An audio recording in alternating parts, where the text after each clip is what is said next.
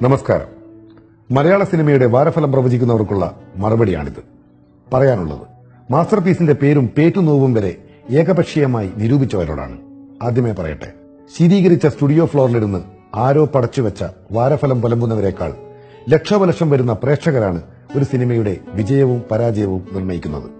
Cinema എന്ന കല ആത്യന്തികമായി ഒരു എന്റർടൈൻമെന്റ് ആണ്. ആഗോളതലത്തിൽ ചാർലി ചാപ്ലിൻ മുതൽ ഇങ്ങ് മലയാള സിനിമയിലെ ഇന്നത്തെ ഷെയ്ൻ നിഗം വരെ നിർവഹിച്ചു പോരുന്നത് കാഴ്ചക്കാരനെ എന്റർടൈൻ ചെയ്യുക എന്ന സിനിമയുടെ മഹത്തായ ദൌത്യമാണ്. ഗൊദാർദും സ്പിൽബർഗും കിം കി ഡുക്കും ഭരതനും പത്മരാജനും ഉൾപ്പെടെയുള്ള ഇതിഹാസങ്ങൾ വെള്ളിത്തിരയിൽ നിറച്ചുവെച്ചത് സിനിമയുടെ വിനോദഭാവങ്ങൾ തന്നെയാണ്. എല്ലാ സിനിമകളും പ്രേക്ഷകനുള്ള എന്റർടൈനറാണ്. മാസ്റ്റർ പീസ് എന്ന സിനിമയും ഒരു എന്റർടൈനറാണ്.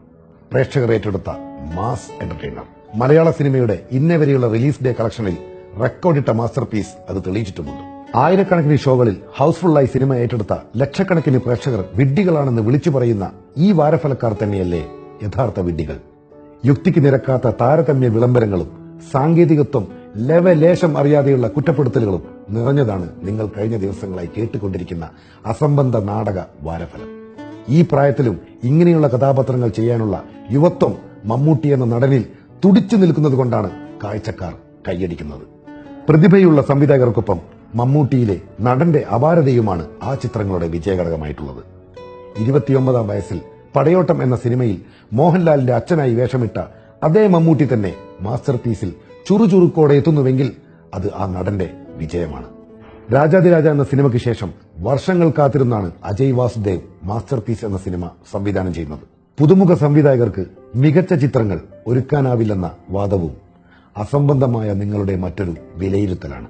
മമ്മൂട്ടിയെ വെച്ച് തനിയാവർത്തനം ചെയ്യുമ്പോൾ ലോഹിതദാസും പൊന്തന്മാട ഒരുക്കുമ്പോൾ ടി.വി. ചന്ദ്രനും അവരുടെ സിനിമാ കരിയറിൽ തുടക്കക്കാരായിരുന്നു. മലയാളത്തിലെ മികച്ച കുടുംബചിത്രമായ വാത്സല്യം ഒരുക്കിയത് കൊച്ചിൻ അനീഫയാണെന്നും ഓർക്കുക. ഇന്നത്തെ ന്യൂ ജനറേഷൻ സിനിമകൾക്ക് തുടക്കമിട്ട കയ്യൊപ്പും രാജമാണിക്യവും പ്രാഞ്ചിയേട്ടനുമെല്ലാം മമ്മൂട്ടി എന്ന നടന്റെ കൂടി പ്രയത്ന ഫലമായിരുന്നു.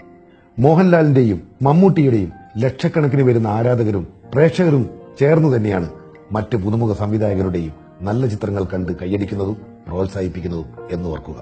മലയാളത്തിന്റെ ഇതിഹാസ ചലച്ചിത്രകാരൻ അടൂർ ഗോപാലകൃഷ്ണൻ ഈയിടെ പറഞ്ഞത് താൻ ഇടയ്ക്കിടെ കാണാൻ ഇഷ്ടപ്പെടുന്ന സിനിമ CID മൂസയാണെന്നാണ്.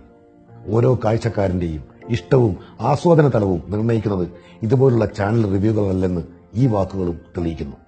മാസ്റ്റർ പീസിന്റെ കഥ രചിച്ച ഉദയകൃഷ്ണ തന്നെയാണ് CID മൂസയുടെയും കഥ എഴുതിയത്.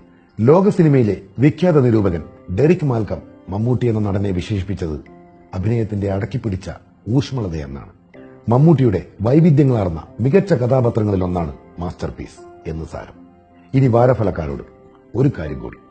ലോക സിനിമയുടെ ചരിത്രമറിയുന്ന സാങ്കേതികത്വം അറിയുന്ന ലക്ഷോപലക്ഷം കാഴ്ചക്കാർ പുറത്തു നിൽപ്പുണ്ട്, നിങ്ങളുടെ ശീതീകരിച്ച സ്റ്റുഡിയോ ഫ്ലോറിന് പുറത്ത്.